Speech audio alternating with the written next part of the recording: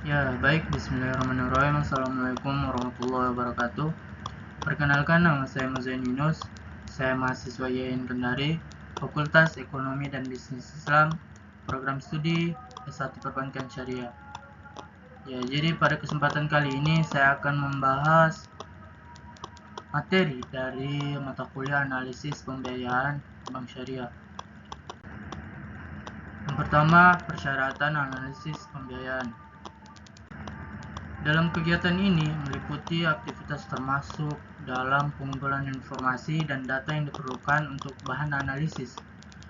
Kualitas hasil analisis pembiayaan sangat tergantung pada 3 faktor, yaitu yang pertama, faktor sumber daya manusia. Analisis pembiayaan dilaksanakan oleh akun officer atau AO yang harus memiliki keterampilan yang bersifat teknis maupun pengetahuan yang bersifat teoritis. Di samping itu mempunyai mental yang kuat. Kemudian faktor data analisis. Informasi dan data yang diperlukan harus lengkap, dapat dipercaya, dan akurat.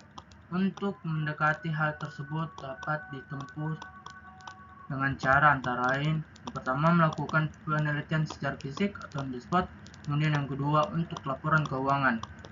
Kemudian yang ketiga, teknis analisis, yaitu analisis harus dilakukan secara teliti dan mengikuti ketentuan tersebut. Kemudian selanjutnya, informasi dan data yang diperlukan.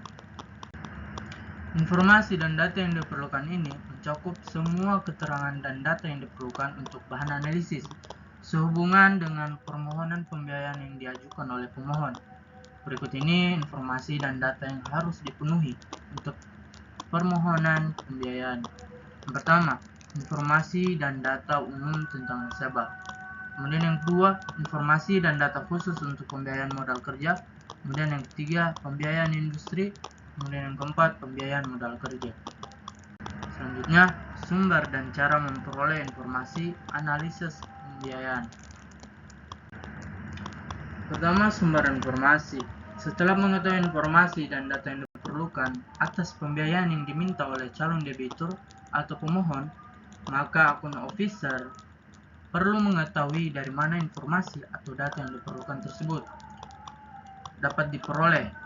Setelah itu, bagaimana cara untuk memperolehnya? Sebagian besar informasi atau data yang diperlukan bersumber dari nasabah sendiri.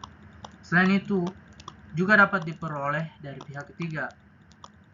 Catatan yang dimiliki sendiri yang berhubungan dengan pemohon atau debitur dapat pula dipergunakan sebagai informasi. Kemudian yang kedua, cara memperoleh informasi. Dalam memperoleh informasi dapat dilakukan dengan dua cara, yaitu pertama, interview. Berikut penyampaian data yang diperlukan. Interview adalah mengadakan pembicaraan secara langsung dengan calon debitur untuk memperoleh keterangan-keterangan dan mengecek kebenaran data. Kemudian yang kedua, pemeriksaan setempat atau on the spot. Pemeriksaan langsung ke tempat nasabah untuk meneliti secara fisik kebenaran data pemohon, pembiayaan atau aktivitas usaha nasabah. Kemudian yang ketiga, aspek teknis. Ada 7 aspek teknis di sini. Yang pertama, lokasi dan layout. Kemudian yang kedua, tenaga kerja. Yang ketiga, pengalaman kerja di bidang usaha yang bersangkutan. Yang keempat, alat-alat produksi. Kemudian yang kelima, kapasitas mesin atau produksi. Yang keenam, proses produksi. Kemudian yang ketujuh, maintenance facilities.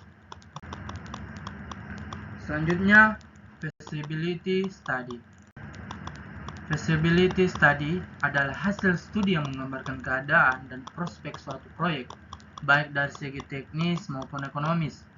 Kegunaan feasibility study sebagai salah satu alat yang dapat membantu bank dalam pelaksanaan pemberian pembiayaannya, antara lain, pertama, dapat digunakan untuk bahan pengawasan, mengingat bahwa keperluan feasibility study tidak saja pada saat pengajuan pembiayaan, tetapi juga pada waktu pembiayaan sedang berjalan.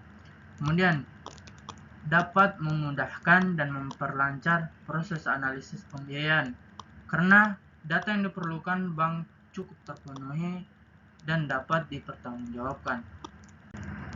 Mungkin itu saja yang bisa saya sampaikan. Lebih dan kurangnya mohon dimaafkan. Wabillahi taufiq wal hidayah.